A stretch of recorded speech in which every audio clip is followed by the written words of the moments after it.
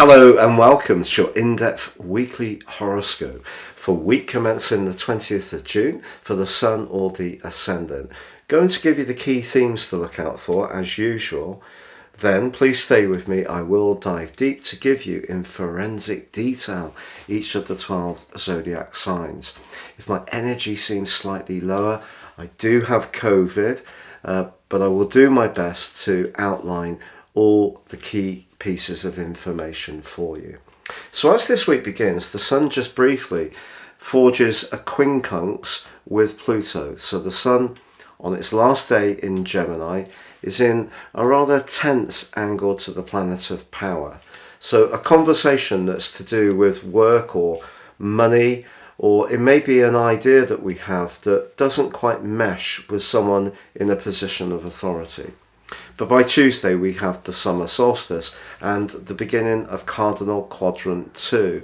So this is the second 13-week period of the astrological year.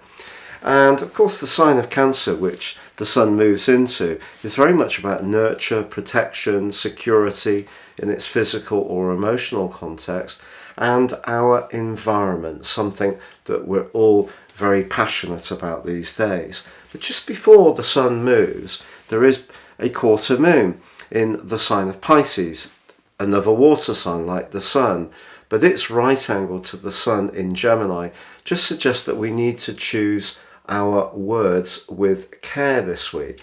Now, one of the reasons for this is that early in the week, Venus, the planet of relating, is challenged by Saturn in the sign of Aquarius, and of course Saturn is in retreat now.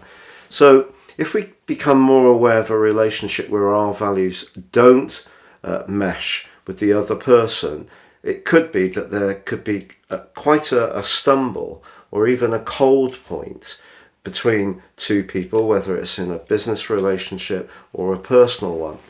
Ironically, Venus actually forges a very penetrating link to Pluto, virtually at the same time, and that can tell us who is for us and where we can feel that connection in a meaningful way. But then on Thursday, Venus joins up with Mercury, which is still in the sign of Gemini, and that gives us an opportunity to work hard at the way we relate to people in the following 28 days. Now, towards the end of this week, the Sun, newly arrived in Cancer, does go into a square with Jupiter, which is kind of larger than life influence. Just important, of course, to deliver on what we might promise. So please stay with me for your individual forecast. But if you would like to ascend above this zodiac broadcast and understand how serious astrology can impact on your situation, if you give me 3 pieces of personal information of time, date and place of birth, I can give you a roadmap that can guide you for the rest of your life. Also, in my special package of 30% off, you can also get a 12-month forecast. Now, no 2 reports are the same. They're totally individual for you. Please see the link below. Finally, I'm very close to that 100,000 subs mark on YouTube. If you have subscribed, I'm so thankful. If you'd like to do so, I'd be very grateful. Please click or tap on the bell notification symbol. So, Sagittarius, week commencing the 20th of June for you sees that initial quarter moon. So it could be some mixed signals or messages around close relationships. Not necessarily anything particularly sinister. Maybe someone in the family just needs clarifying on a meetup date or time. Just watch out for any kind of confusion over those type of messages. Now, Venus is actually going to be moving into one of its most delightful transits of the whole year for you, when on Thursday it arrives in your 7th house. This can bring greater harmony to all sorts of connections to others. But of course, the summer solstice sees the Sun dive deep and move into your 8th house. Very much about transformations, but in a practical sense, this can see us thinking about our longer term financial future. So things like pensions, legacies, mortgages, savings, all these things are what we can work on when the Sun moves through the 8th house.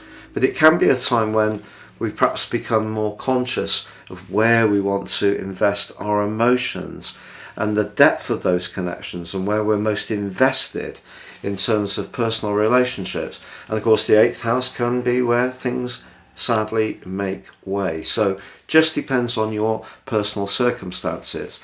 Now Venus early in the week actually forges a standout positive link with Pluto, great for transformation around everyday finance, but there is a square between Saturn and Venus earlier in the week which can create a little bit of tension.